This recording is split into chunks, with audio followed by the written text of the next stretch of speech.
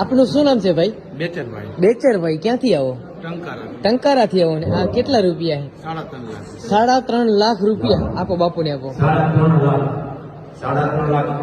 તમારી બહેનું કેટલી? કાકા મોટાબાની, કાકા મોટાબાની, ફૈબાની આપણી ન્યાની કહેવાય.